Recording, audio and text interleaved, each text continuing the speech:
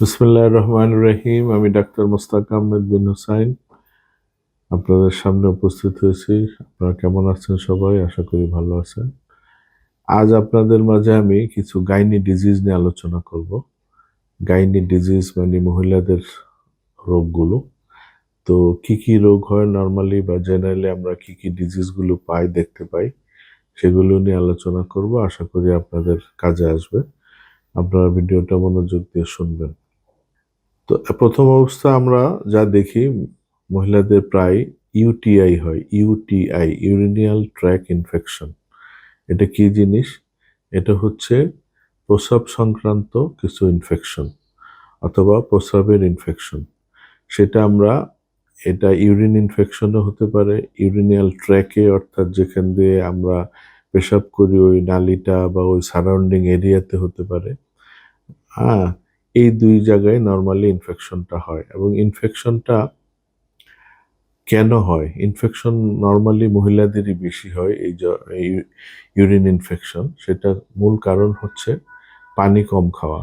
যারা দেখা যায় যে পানিটা কম খাওয়া হচ্ছে, বেশি বেশি ওই যে ঘরের কাজ করা হয়, তার গরম লাগে, পানির পিপাসা থাকলেও পানি খায় না বা অবহেলা করে, বা যতটুক খাওয়া প্রয়োজন ততটুক খাচ্ছে না, সেসব কারণে দেখা যায় ইউরিন ইনফেকশনটা ফ্রিকুয়েন্টলি হয়। আরেকটা কারণ হচ্ছে মেয়েদের জরায়ুর মুখ, পেশাবের রাস্তা, জরায়ুর মুখ, পায়খানার রাস্তা খুব কাছাকাছি দেখে ইনফেকশনটা তাদের একটু বেশি হয়, যেটা অপেক্ষাকৃত পুরুষদের কম হয়। এই জন্য এই মহিলাদেরই এই ইউরিন ইনফেকশনটা বেশি হয়। এছাড়া প্রেগনেন্সির টাইমে হতে পারে বা বিভিন্ন রকম অন্যান্য কোনো অসুখের কারণেও পেশাবের ইনফেকশন হতে পারে। বিভিন্ন কারণে ইনফেকশন হতে পারে। তবে ইনফেকশনের কিছু কমন সিম্পটম, লক্ষণ আছে। কি কি সেটা? সেটা নিয়ে এখন আলোচনা করি। ইনফেকশনের কমন সিম্পটম হলো, যেমন হলো তার হয়তো খুব ফ্রিকুয়েন্টলি ঘন ঘন প্রস্রাব হবে, এবং পেশাবটা দেখা যায় এমন আছে ১ ঘন্টা ২ ঘন্টা ১.৫ ঘন্টা পর পরই পেশাবের বেগ হয়, এবং পেশাব গেলে অল্প হয়, আবার পেশাব হয়, পেশাবের বেগ হয়। দ্বিতীয় কথা, কখনো কখনো প্রস্রাবে জ্বালা পোড়া হতে পারে, বার্নিং সেন্সেশন। আবার কখনো কখনো দেখা যায় প্রস্রাব যে আহ, একেবারে কম হয়, কারো কারো একেবারে কম হয়। তারপরে কারো কারো দেখা যাচ্ছে যে শরীরে হালকা টেম্পারেচার থাকে, জ্বর জ্বর থাকে, এবং পেটে বিভিন্ন রকম গ্যাস, কখনো তলপেটে, তারপরে কখনো উপর পেটে, কখনো বুকের মাঝখানে, ব্যাকে, পিছনে ব্যথা করে।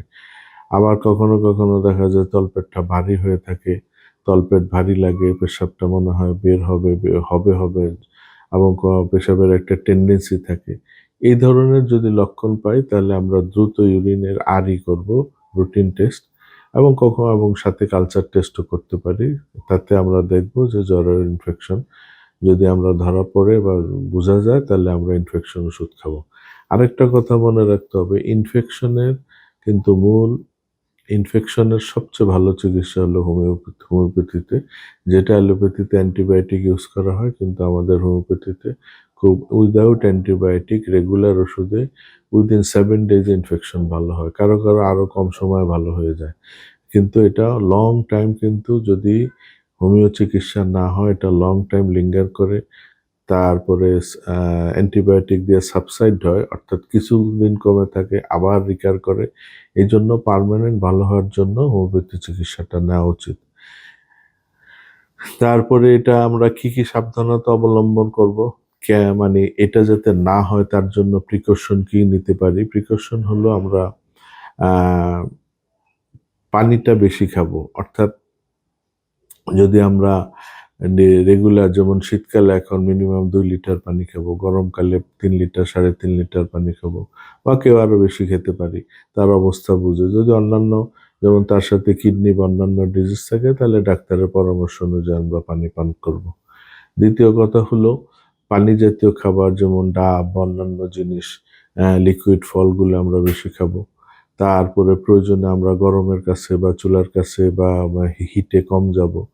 হ্যাঁ, এইসব, বা বাইরে মুভমেন্ট কম করব। এইসব যদি প্রিকশন নেই, দেখা যাবে within short time 2 or 3 days or 7 ডেজের মধ্যে ইনফেকশন পুরোপুরি ভালো হয়ে যাচ্ছে।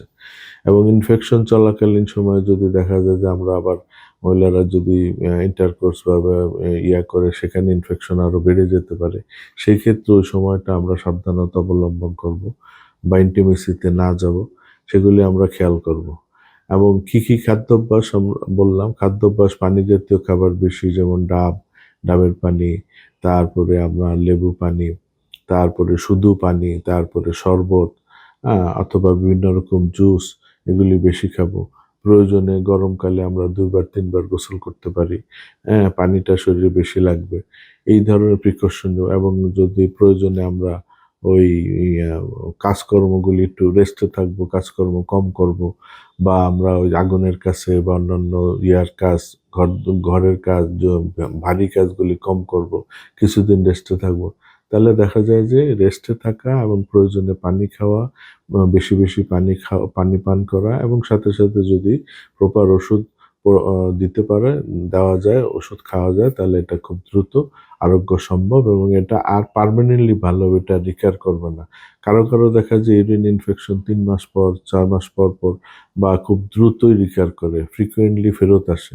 এটা না আসার জন্য অ্যান্টিবায়োটিক না নিয়ে আমরা হোমিও চিকিৎসা নেব, এবং হোমিও চিকিৎসায় এটা ভালো হওয়া এবং পার্মানেন্ট ভালো হওয়া সম্ভব, এবং ভালো আরাম থাকা সম্ভব। এবং এর কি কি সাইড এফেক্ট হয়, এই রোগ হলে কি কি অসুবিধা হয়, শুধু ইনফেকশন জনিত কারণে বললাম, যেমন শরীরের টেম্পারেচার থাকতে পারে, পেটে প্রচুর গ্যাস হতে পারে, তলপেট ভারী বোধ লাগতে পারে, পেশাবে জ্বালাপোড়া হবে, পেশাব বেশি হবে, বা কখনো কখনো কারো পেশাব কমে যাবে, এবং শরীরটা মাথা ঘুরাবে, অস্থির লাগবে, কোনো কিছু ভাল লাগবে না।